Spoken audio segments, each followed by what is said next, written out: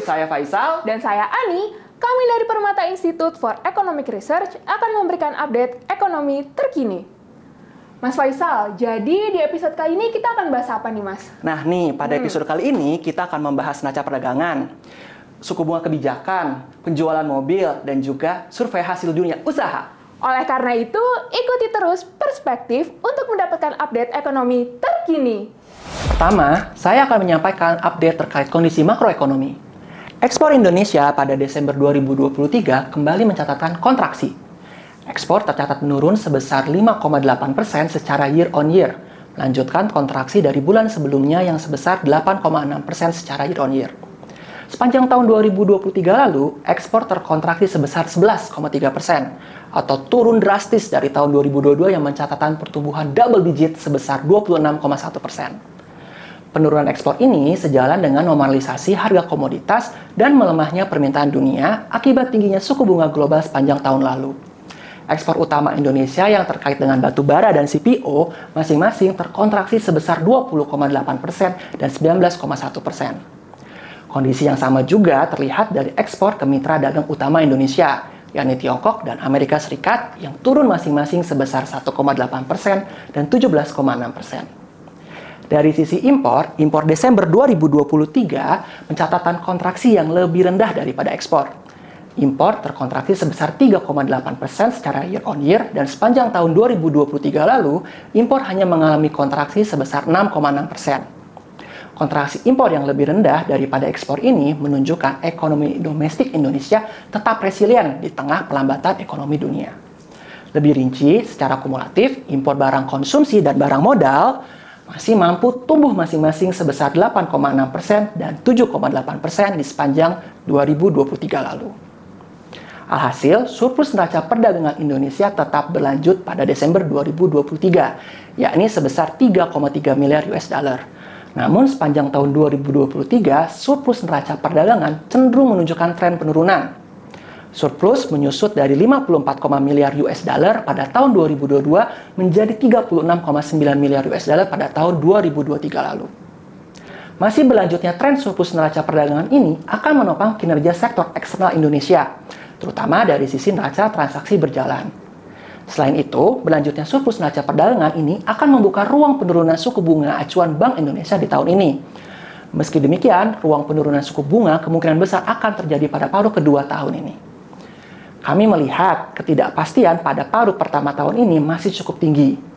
Data inflasi Amerika Serikat akhir tahun 2023 dilaporkan sebesar 3,4%, naik dari posisi November 2023 yang sebesar 3,1% dan berada di atas ekspektasi pasar yang sebesar 3,2%. Selain itu, indikator sektor Amerika Serikat juga masih menunjukkan tanda-tanda kinerja yang solid. Dengan demikian, kami melihat resiko higher for longer terkait suku bunga kebijakan The Fed masih akan terus berlanjut pada paruh pertama tahun ini. Sampai dengan 24 Januari 2024, rupiah melemah sebesar 2% secara year to date, sehingga kami masih melihat terdapat risiko imported inflation. Pandangan kami ini sejalan dengan keputusan Bank Indonesia yang pada rapat Dewan Gubernur bulan Januari 2004 memutuskan untuk tetap mempertahankan suku bunga kebijakan BI rate pada level 6%. Keputusan ini dilandaskan dengan upaya Bank Indonesia untuk terus menjaga stabilitas dan mendorong pertumbuhan ekonomi Indonesia di tengah perkembangan ekonomi global yang masih penuh dengan ketidakpastian.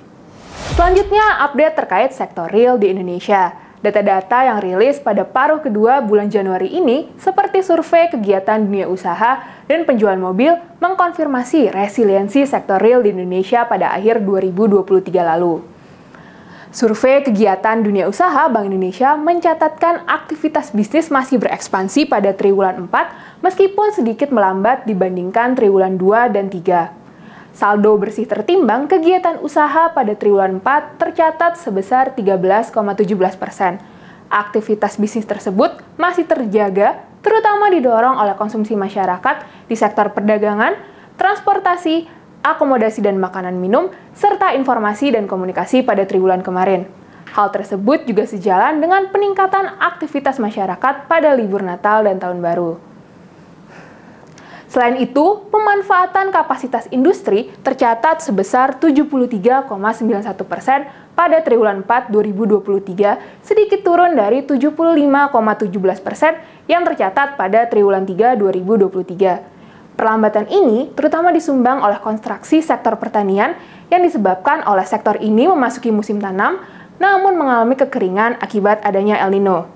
Sementara itu, aktivitas bisnis sektor-sektor lainnya masih meningkat. Pada triwulan 1 2024, tren peningkatan aktivitas bisnis diperkirakan masih akan berlanjut sebagaimana ditunjukkan oleh proyeksi saldo bersih tertimbang pada survei Bank Indonesia untuk triwulan 1 2024 yang diproyeksikan lebih tinggi sebesar 15,38%. Terkait dengan penjualan mobil, Gaikindo mencatatkan penjualan mobil melambat pada bulan Desember 2023. Secara tahunan, penjualan mobil tahun 2023 mengalami penurunan sebesar 4% year-on-year atau mencapai 1 juta penjualan. Angka tersebut sedikit di bawah target asosiasi yakni sebesar 1,05 juta penjualan. Suku bunga yang lebih tinggi menjadi salah satu faktor yang menghambat penjualan mobil pada paruh kedua tahun 2023 lalu.